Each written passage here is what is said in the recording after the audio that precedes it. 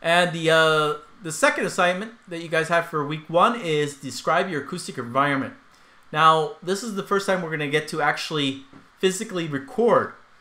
So what we're showing you in this assignment is how to use microphones, how to do what they call gain staging for your actual, signal levels getting to your digital recording system. This gain staging is also needed if you were going to an analog system. If for whatever reason you do still use analog, which I love the sound of analog. Some studios still use analog. The analog 2-inch tape machine, for instance. That gain staging is extremely important for that as well.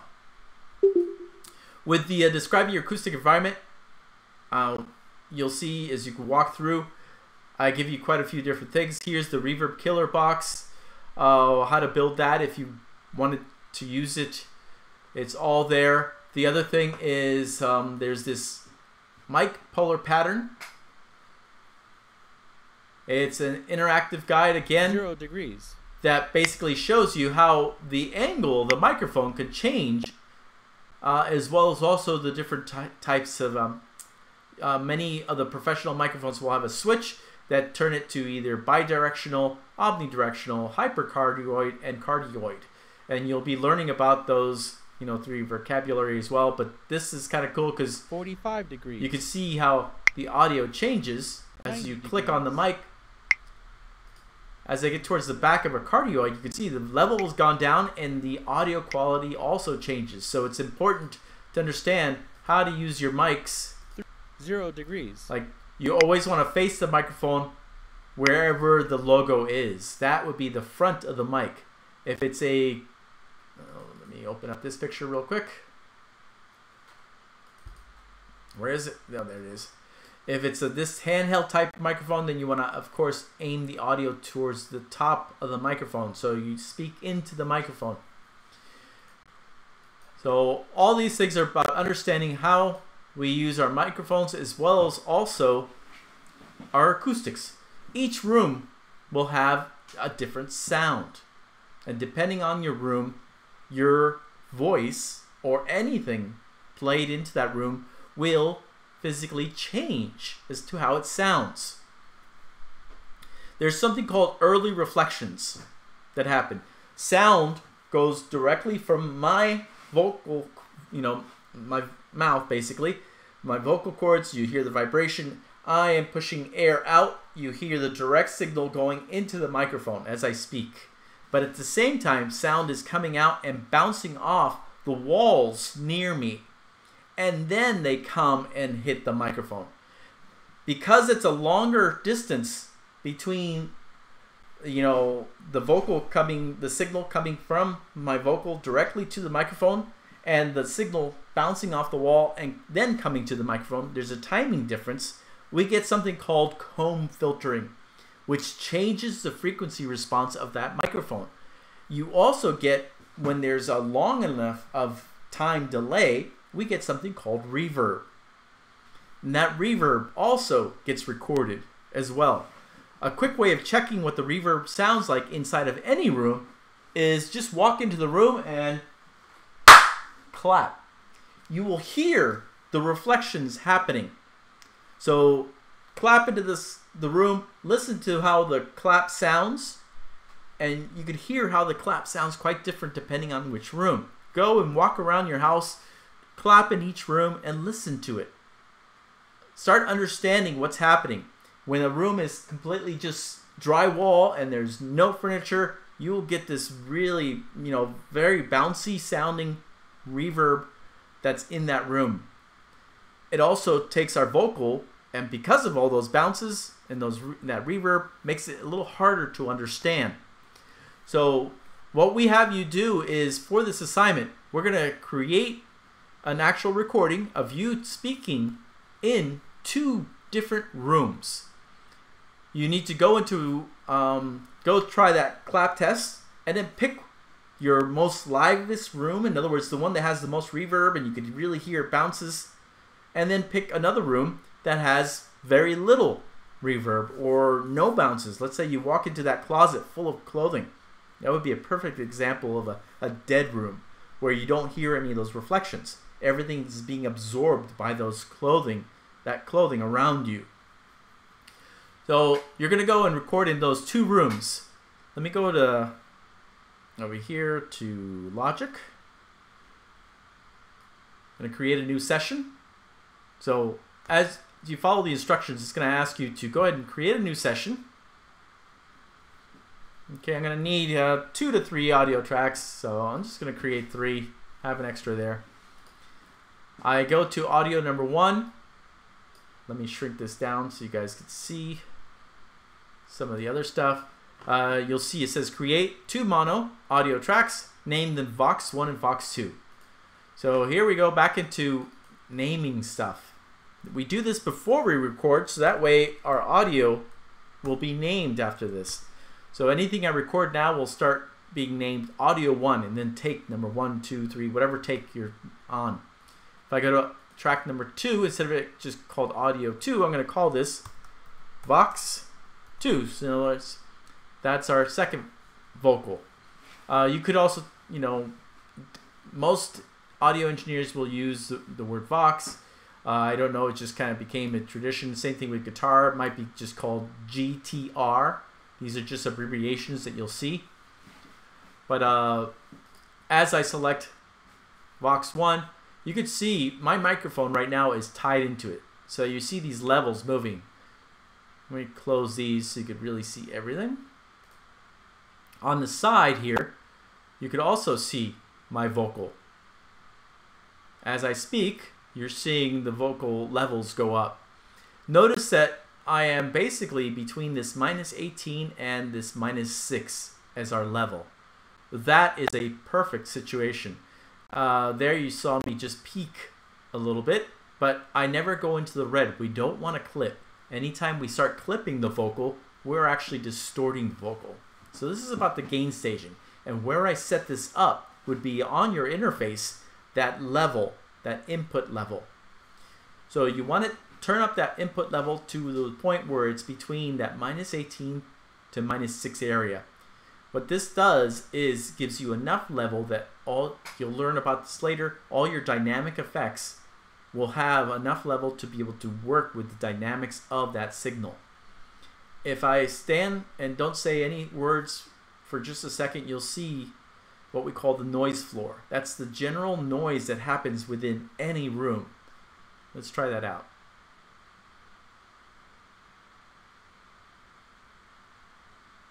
You could see it's around that -45, 40 to 45 area for me. So that's my noise floor.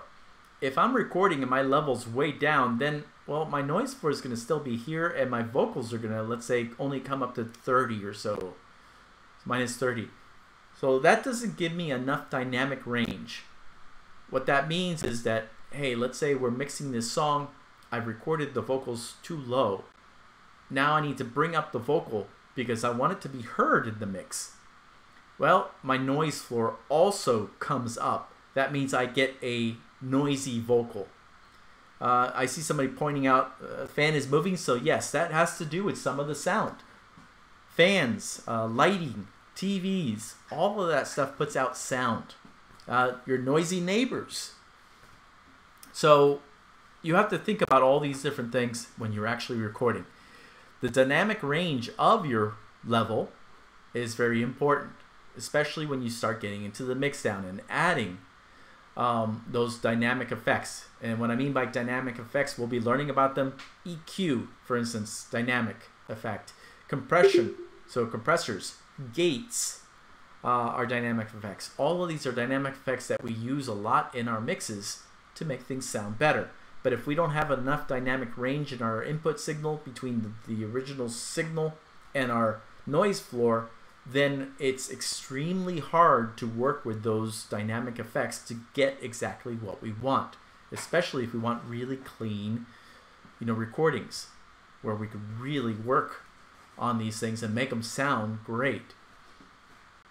If all I hear is fan noise and all this stuff in my vocal, then no matter how good my equipment is or whatever, heck, my vocal's going to still be very reverberant because of the room, and I have fan noise in my vocal. Horrible. So So when you hear the song, you're like, wait a minute, I hear a fan happening every time I hear the vocal. That's not cool.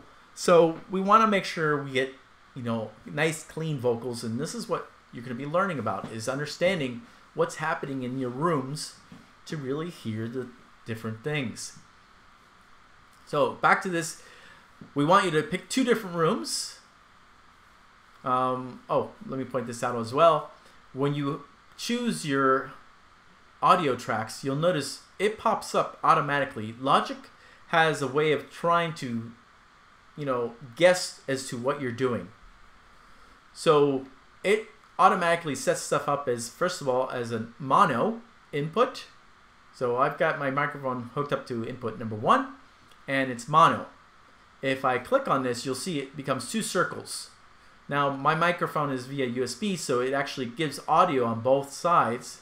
It automatically knows to put it into both sides, both inputs. But if you are using your interface with the microphone, you're only going to see audio on the left side, because your input 1 would be your left side, your input 2 will be your right side. So definitely we want to keep that in a mono mode since we're using one single microphone. Now that is still feeding a stereo out. So in other words, I'm able to pan that completely over to one side or to the other side. And that's just clicking on this and dragging up or down as to how you can pan it. Another trick for you guys is if you hold down Option and click, it automatically zeroes out whatever. You could even have levels. Hold down Option, click on the fader, it will jump automatically to 0. So real quick trick for you guys is hold down Option, click on it, and it'll zero out whatever you have. So the gain staging, very important. We want to make sure you get a good level when you're recording. Now, what we're going to physically record is you need to pick 2 different rooms. It could be the bathroom that has a lot of reflections, or a living room, and come over here. Now we don't want to clap into the microphone, because if I clap right now into the microphone, once I've set up the correct recording levels for my vocal, of course the clap will be a lot louder. So just kind of pull to the side, clap. You will hear that room in the recording. We want you to do this on purpose. The other thing we ask you to is, for instance, stand a little distance from the microphone. Normally, yes, we want to have the microphone right up against the, the singer holds the microphone nice and close to their vocal. So that way they capture mainly the vocal, not so much of stuff around there. But for this assignment, we're actually doing it on purpose. We're going to pull the microphone farther away. So that way we also pick up all those reflections, and that way you can really hear what I'm trying to teach you guys as far as how the acoustics really matter with the vocal. So let's say we pick the bathroom, we record in the bathroom. We require you guys to record for 45 seconds, so about 45 seconds, and speak about what's, clap and explain to me what you're hearing. I hear lots of reflections. I can tell definitely, especially after watching the videos that we point you towards, you'll start understanding that the drywall or tiles, make a different type of sound, different than, let's say, walls that if you had carpeting or acoustic treatment on the walls, you'll hear all those type of things. So I want to, in the recording, it's just your voice explaining what you're hearing. Hey, when I clapped, I heard all these flutter echoes happening. It seemed like they were all coming from the corners of the room. Explain those type of things, what you're hearing. Start listening to what is actually happening. As audio engineers, we start, paying attention to every little sound. Sound is our life, or it becomes our life. Music is our life. And it's funny because sometimes when I go out with some of my friends who are also engineers, we could be going to Universal Studios, and I'm just talking to one of them, and I'll be like, hey, wait, you hear that? And we're standing underneath a dome, and I can hear my voice completely morphed and changed. and I'll be like, oh, that's cool. I need to bring a recording mic out here and record myself, just to get a completely different sound. So your hearing will become even more finite with as you guys continue using these tools and everything, because you start understanding sound and how it changes. So here's where we're going to start you off. We're having you guys listen. It's very important to listen to stuff. So the first room, record yourself explaining what the room sounds like. I don't want to hear, oh, the way the room is decorated. I don't want to hear, well, I have nice pretty curtains over here and they're blue, and well, I've got this china set that my mother gave me. That has nothing to do with acoustics. I want to hear about what the room sounds like. Explain to me what you're hearing. So that's the first room. Go ahead and explain that first room. Then go to another room. Do the same thing. You're going to clap. Now this room will be a different room. Let's say it's that closet. So the closet with all the clothing. Clap and listen to what it sounds like, and then start speaking and going, well, wow, I could definitely hear how the clothing really absorbs the sound, and I get nothing but the original, direct signal coming from me versus all the reflections. So those are the type of things we want you to do. Listen back even, record yourself if you want to, then go back and record yourself again, explaining what you heard. However you want to do it, but we're going to need you to have two vocals, Vox 1. So let's say Vox 1 records 45 seconds, and then start from the end of Vox 1 and start recording on Vox 2, in other words, another track, and record for another 45 seconds explaining the second room. And that's the basis of the assignment. We have you guys actually record twice. The levels are important. We check for levels. We check to make sure you're, explaining the acoustics correctly, understanding. If I hear you telling me something like, well, the bathroom, I don't hear any reflections or anything, I'd be like, something's wrong. I didn't quite get this information to you. So I would explain to you, what might be incorrect from what you said. So that's why we have you guys actually do this. This is a listening, as well as I need to see that, make sure you're starting to understand how to proper recordings. I forget who it was who was asking about recordings, your vocals, and you're doing some work. This is definitely where you're going to start seeing that. Recording your levels are very important. Also, the acoustics in the room that you have are very important. Most of the time we want very dry recordings, in other words, no reverb whatsoever. We'd much rather be able to control that later in the mix. Now, I will point out, there are times where, wow, that room sounds amazing, I want that reverb, so then we would actually mic it up and record that way. This happens in special drum rooms. Sometimes a room is physically designed to give drums a nice acoustic feel. That type of room, we'd actually set up microphones in the room to pick up those reflections and sound bouncing back to give that reverb on those drums. This is why some drummers will pay quite a bit of money to go to special studios that are designed for drums. They have physical drum rooms that they use to record in. So the acoustics make a huge difference in how things sound. The safest is to go ahead and just record dry where you have no acoustic. In other words, you've acoustically treated your recording room, whatever, and then you can add those reverbs, those delays, and everything else. Okay, levels. Somebody's asking level-wise. Where do I have an extra interface? So on the front of your interface, you actually have your first level. That is the mic input. That mic input, you'll bring it up to where you'll start seeing levels between that -18 and -6. So currently, as you guys see these meters right now, I'm set perfectly to where my vocal is bouncing around that area. Now, if I accidentally go over and I go all the way to, let's say I'm loud, you can see I'm starting to get into the red. but I have not peaked, that's perfect. Because we're giving ourselves what we call a headroom of 6 dB to be able to, if the singer accidentally gets too loud, it's no big deal, I have not peaked. The minute this peak level turns completely red and it starts giving you numbers above 0, we know we have clipped.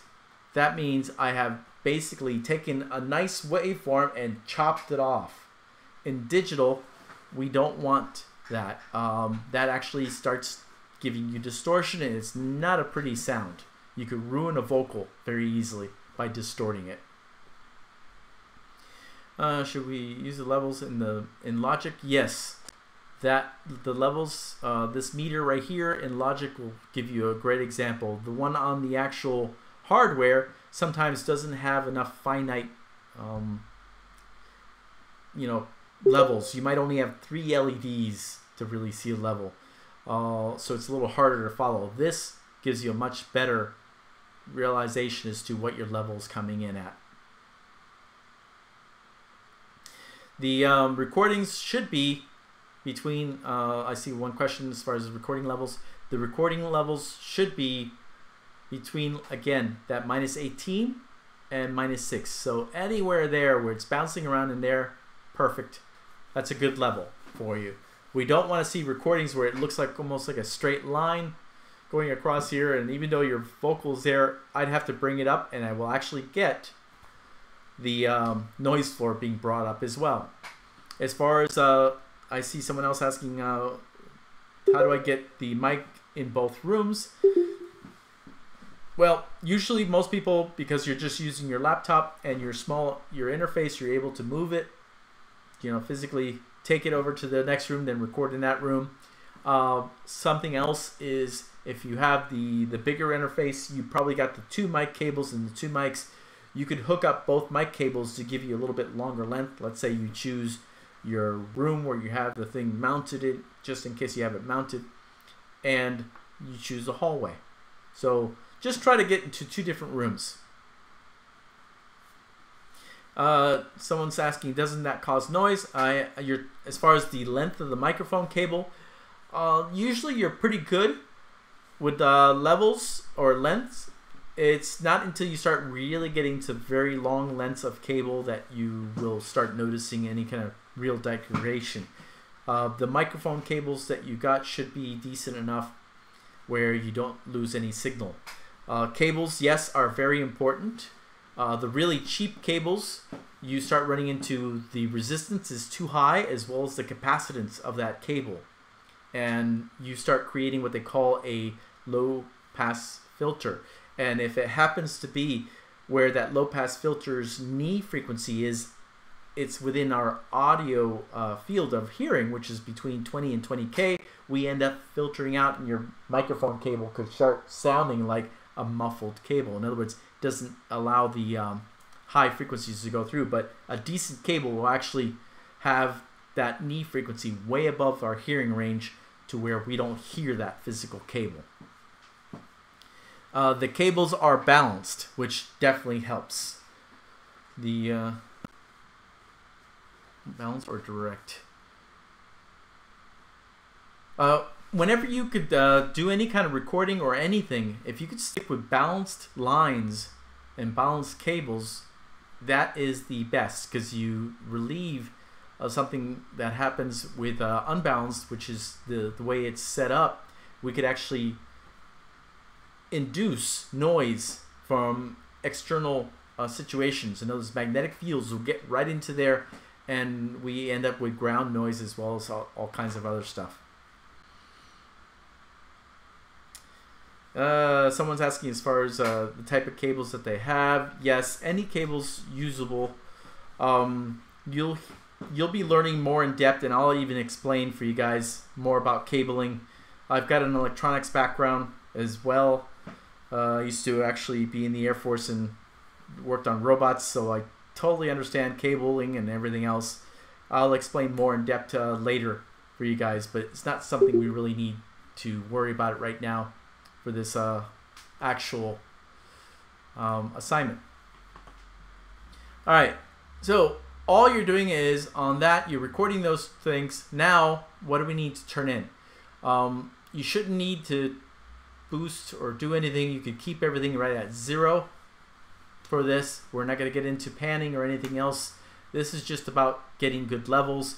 As you guys can see on the screen right here, these are actually decent levels.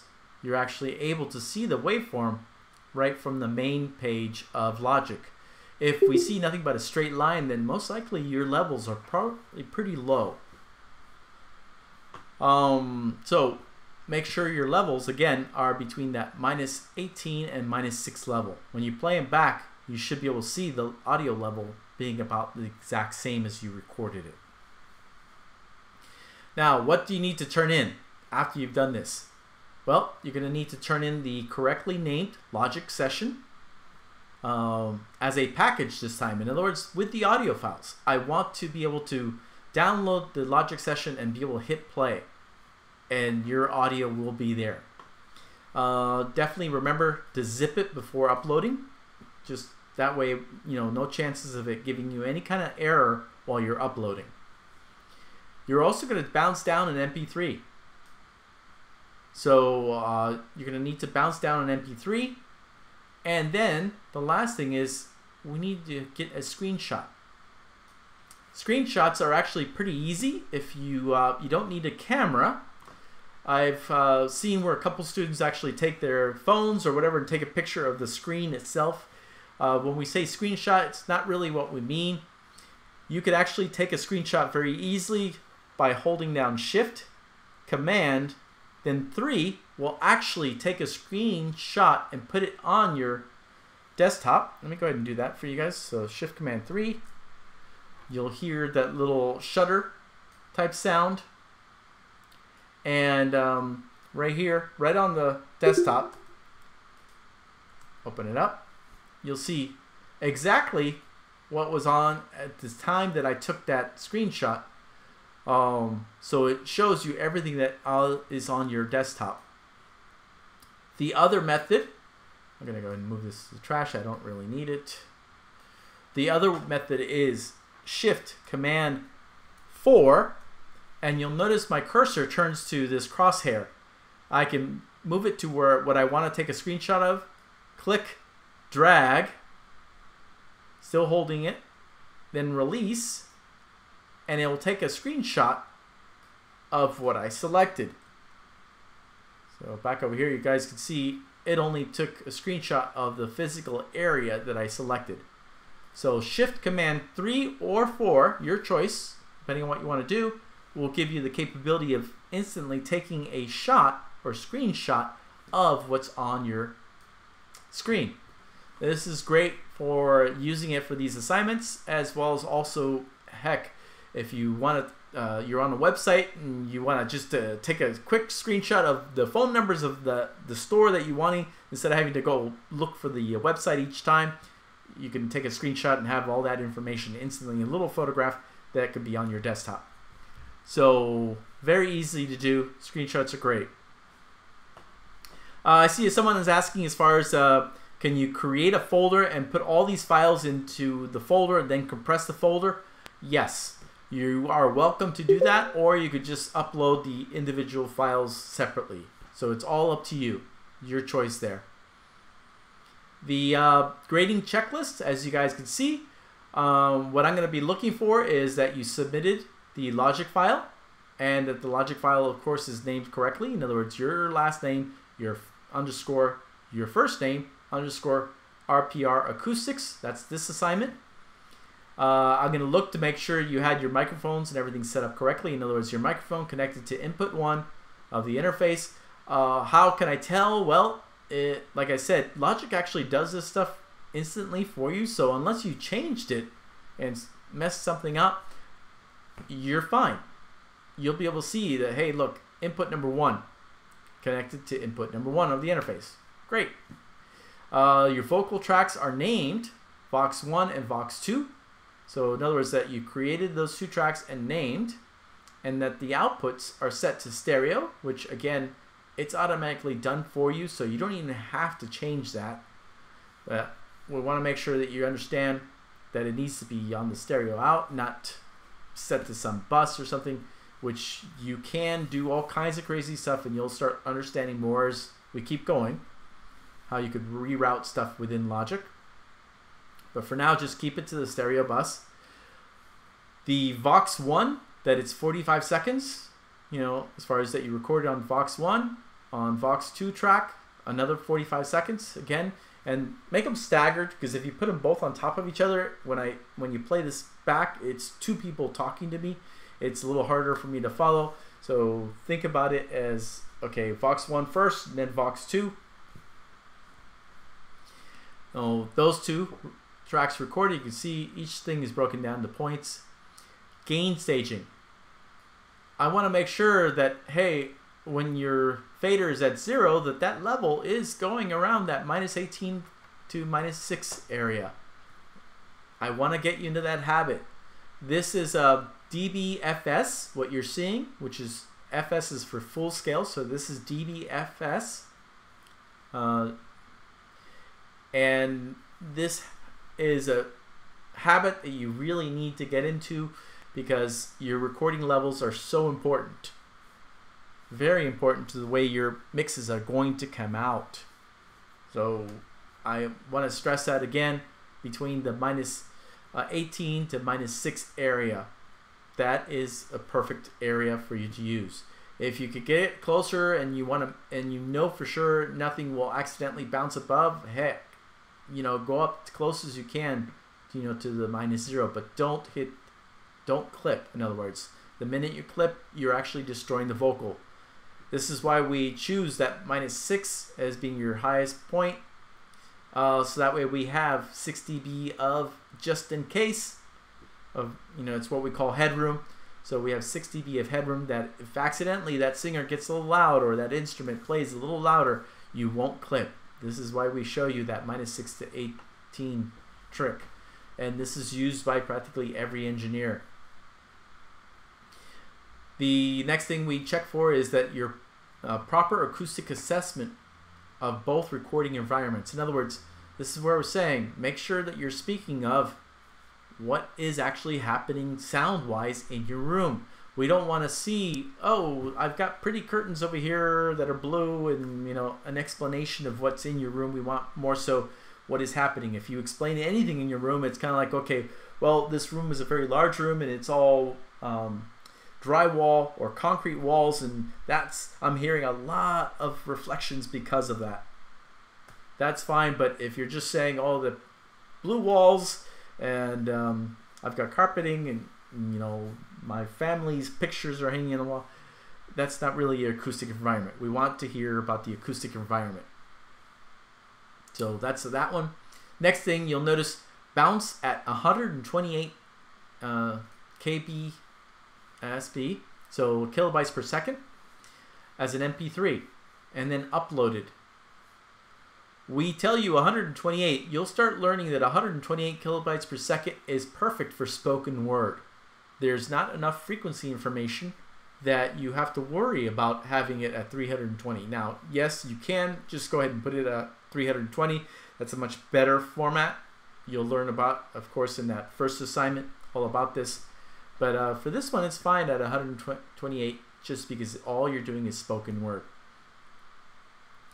Next thing is the screenshot. So we check to make sure that your screenshot should basically look like this one. We give you an example where it shows your two vocals and, you know, your faders. So that needs to be uploaded. And the last things you'll see are just if you start adding effects and stuff like this, we don't want you to do that just yet. So that's why we have a 5-point penalty. And lastly, if things are turned in late, you get a penalty as well. So try to make that due date, definitely. Well, we have basically a grace period of 3 days that this late completion penalty is in. If it starts going above, you know, if you're trying to turn stuff in a week later, 2 weeks later, basically we don't really accept that stuff. So definitely try to make those due dates. This is another reason why I have everything up there and open for you guys to be able to turn it in on time or earlier. In fact, if you turn stuff earlier, sometimes I'll grade it earlier and even give you a chance that to work on stuff, as I'm giving you feedback on all this. All right, with this one, this stuff will help you with this project, and it's the Logic Pro X Essential Training. This is all on lynda.com. If you guys remember how to get to Lynda, it's you go to your picture right here under Resources, Lynda. This gives you a direct link. That way, it's not going to ask you for your credentials and everything else. Quite often, if you go directly, just type in lynda.com, then it's a mess and you can't get in, and they want you to pay. So use the direct link that we have for you in FSO. That way you can get there. I see a question about construction for the 3 days. As far as late submission, it's going to be 20 points whether it's on day 1, 2, or 3 after the due date. So it doesn't really change. You just end up losing 20 points. So if you've gotten everything else right and you were late, unfortunately you're going to get an 80 on that assignment versus getting the full 100. The other things that are great, this is talking about microphone basics and hearing the difference between the different patterns and exploring all these different other things. This is under audio recording techniques with Bobby Owinski. Great engineer. You've probably heard some of his music that he's mixed. He walks through quite a few different things in that lynda.com video or videos to explain as far as recording. All right, again, I have for you guys that video here. If you want to see again how to bounce down stuff to an MP3, this walks you through. Same thing with the session. I have these 2 videos in most of the first assignments to give you guys the capability of just quickly viewing it to refresh your memory if you need to know. Hopefully, as you guys get to later assignments, you won't need to view these because you've already churned in quite a few. And you know how to save an MP3. You know how to or bounce down an MP3 and save your Logic session.